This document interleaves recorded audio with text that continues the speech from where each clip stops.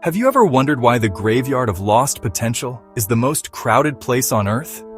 It's filled not with grand failures, but with brilliant ideas that were never born. It starts as a spark, a flicker of an idea so vivid it feels real, a whisper in the quiet moments of your day, promising a different life, a different you. But for so many, that whisper fades before it ever becomes a voice. A young student, staring out a classroom window, doesn't just see a business, they see a solution, a team they can lead.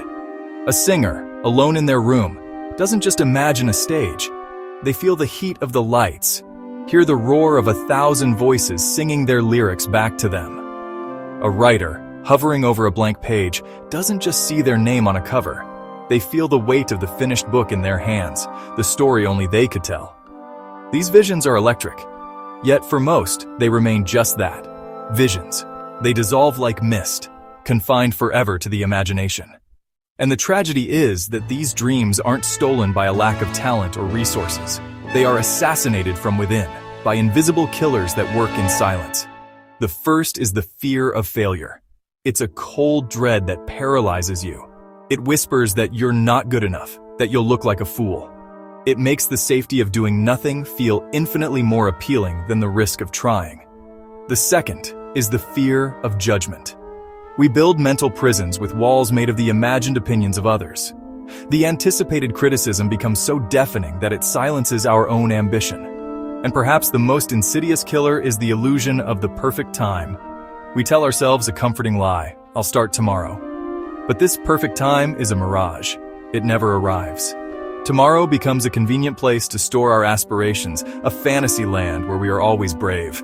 But the calendar pages keep turning, and tomorrow remains forever one day away.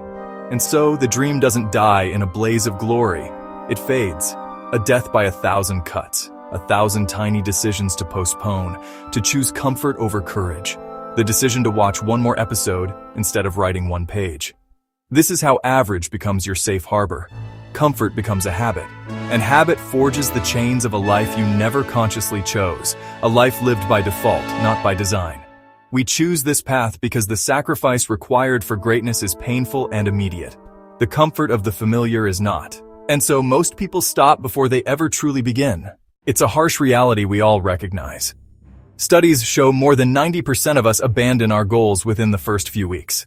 That initial burst of motivation fades, the new notebook remains empty, the ambitious project gathers digital dust. It's not because they can't achieve them, it's because the comfort zone feels safer. It's a warm, predictable space where failure can't touch us. We stand at the edge of our potential, and the siren song of the familiar calls us back. It's easier to stay on the couch where distraction is guaranteed. A dream demands sacrifice, and sacrifice hurts. It's the burn in your lungs on a pre-dawn run while the world sleeps. It's the lonely echo in a studio late at night, pushing through exhaustion when no one is there to applaud the effort. This is the price of admission. Faced with this cost, so many people settle. They choose the guaranteed comfort of good enough over the terrifying possibility of great. They trade ambition for approval, passion for a paycheck. They keep their dreams as memories, framed, untouched. A testament to a fire they let burn out. Every now and then someone tries, small, unfinished attempts that never reach the light. A half-written chapter, a business plan that never gets pitched. Settling feels safe, it feels like choice. But it's often the absence of courage. And while we sleep on plans, life keeps moving. Because the real danger isn't failure. The sting of failure is temporary. It's a lesson. The real danger is delay. It's the slow, silent erosion of potential. It's the quiet, lifelong ache of regret for the person we never had the courage to become. We tell ourselves a comforting story about the dreams we've lost, that they faded with time, that the world wasn't ready, or that luck wasn't on our side. A noble tragedy, but here's the twist.